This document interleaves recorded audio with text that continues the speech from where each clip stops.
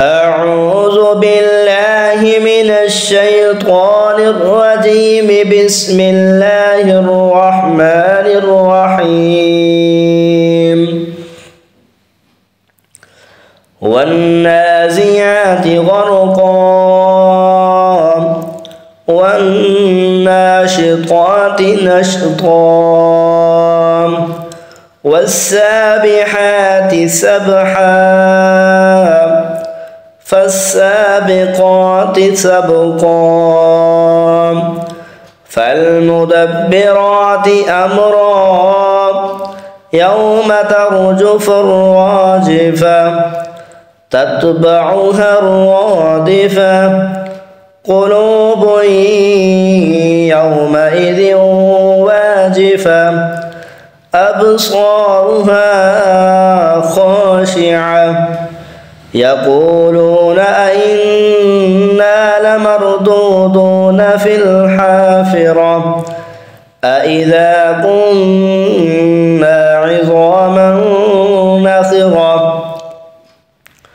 قالوا تلك إذا كرة خاسرة فإنما هي زجرة واحدة فإذا هم بالساهرة هل أتاك حديث موسى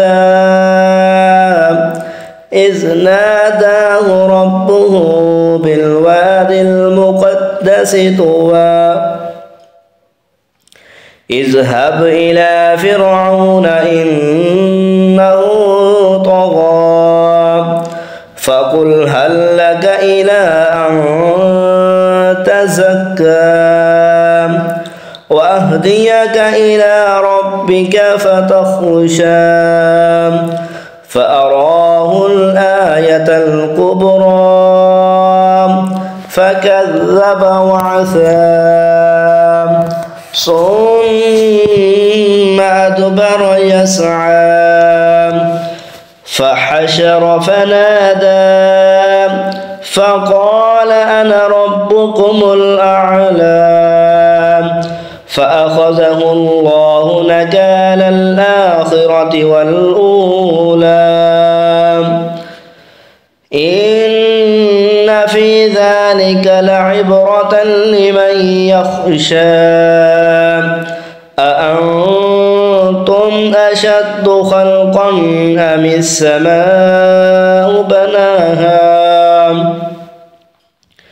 رفع سمكها فسواها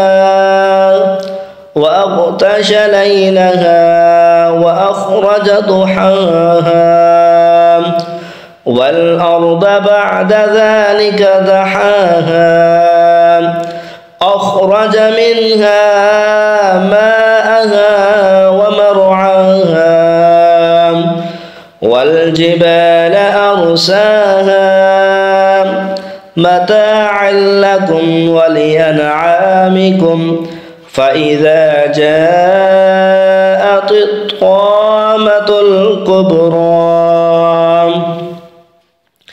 يوم يتذكر الإنسان ما سعى وبرزت الجحيم لمن يرى فأما من طغى وآثر الحياة الدنيا